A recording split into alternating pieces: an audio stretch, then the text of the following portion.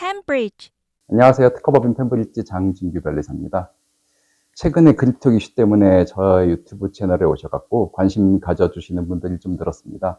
처음 경고장 받으시면 아무래도 가슴이 철렁하시겠지만 고의로 내가 나쁜 짓 한 것도 아니고 작은 규모로 장사하셔갖고 큰 이익 낸 것도 아니면은 크게 걱정하시진 않아도 될 것이라고 생각합니다. 주변에 유능한 변리사나 변호사님하고 상의하셔갖고 합리적인 방법으로 해결책 꼭 찾으시길 바랍니다.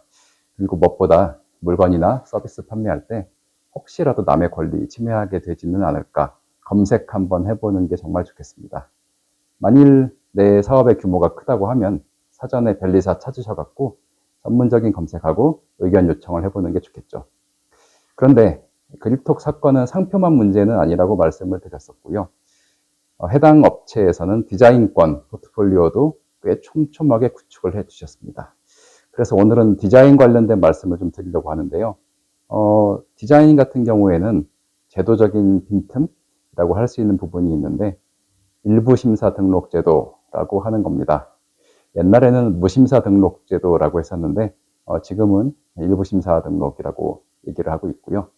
특허청 홈페이지 설명 보시다시피 라이프 사이클 빠른 물건들, 소위 유행 타는 거 치고 빠진다고 하죠.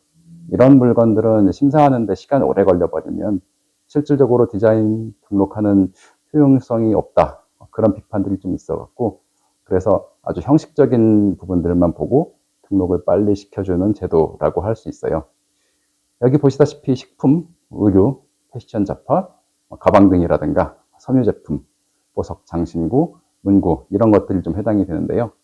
실제로 그 디자인이 정말 세계 최초인지 아니면 이미 비슷한 게 세상에 이미 나와 있는지 뭐 이런 거는 나중에 다툼 생기면 그때 가서 당사자들끼리 알아서 협의를 하든 심판을 하든 소송을 하든 뭐 알아서 싸워라, 해결해라 라고 하는 제도인 거죠.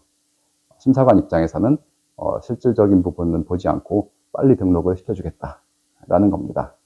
그래서 심사관은 출원인 뭐 이렇게 제대로 돼 있나 멀쩡한가, 그 다음에 공서양속, 뭐 질서, 사회 질서 반하지 않는가, 또 뭐 출원서 형식이라든가 도면 같은 것들 문제 그런 것만 형식적으로 잘 되어 있으면은 진짜로 이게 창작성 있다, 뭐 아니면 세계 최초다 이런 거는 그냥 보지 않고 등록을 주게 됩니다.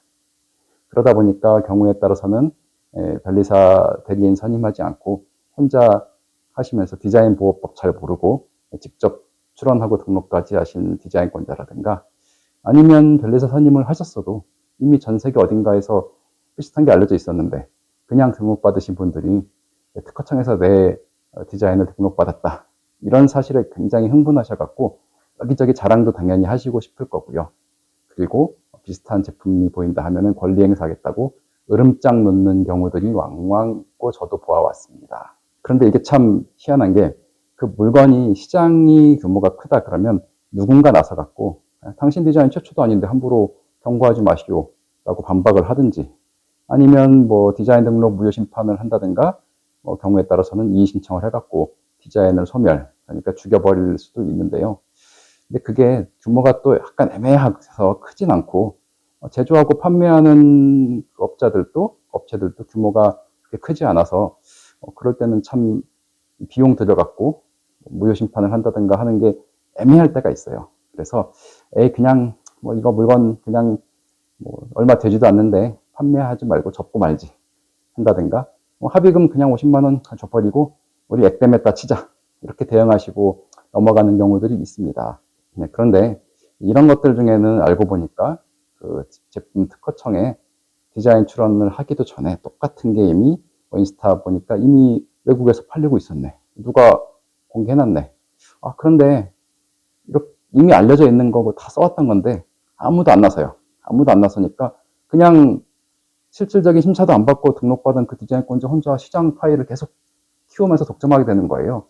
그런 물건들이 왕왕 있어요. 디자인 일부 심사 등록 제도가 정책 취지는 참 좋긴 한데 약간 정책에 애매한 영역이 생겨버리는 거죠. 자, 그래서 디자인권자한테서 일단 침해하지 말라라는 경고를 받더라도 너무 당황하지 마시고요. 혹시 앞서 말씀드린 먼저 이런 일부 심사 등록에 해당하는 물품이 아닌지는 한번 확인해 보십시오.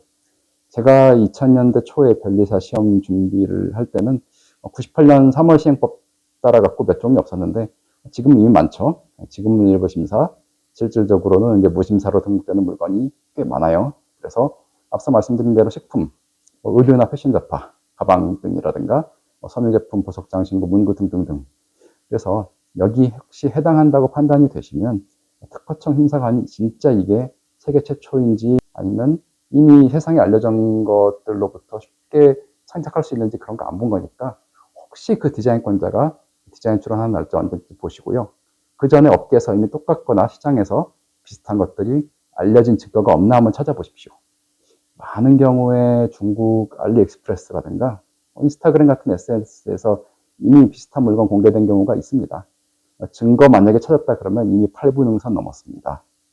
만약에 그 증거 찾아졌다고 하면은 그 디자인은 잠재적인 무효 사유가 있는 거고 하자가 있는 거죠. 그래서 이때는 이제 그 시점이 언제냐에 따라서 뭐 이의 신청을 생각할 수도 있고 아니면 좀 더 비싸고 절차가 엄격하지만 확실하게 죽여버릴 수 있는 무효 심판을 할 수도 있는 거고요.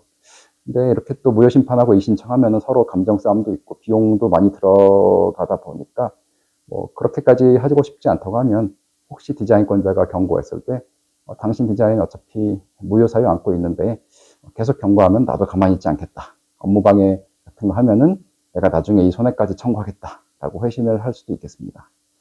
디자인 등록이 몇몇 물품에 대해서는 굉장히 쉽게 이루어지다 보니까 뭐 제도 취지와 다른 맹점들 그리고 이제 그로 인한 시장의 왜곡이 좀 발생하는 것 같습니다. 물론 누군가 노력이 들어간 진짜 창작은 당연히 존중도 해야 되고 침해를 했다면 고의냐 아니냐 상관없이 대가도 지불을 해야 되는 게 당연합니다.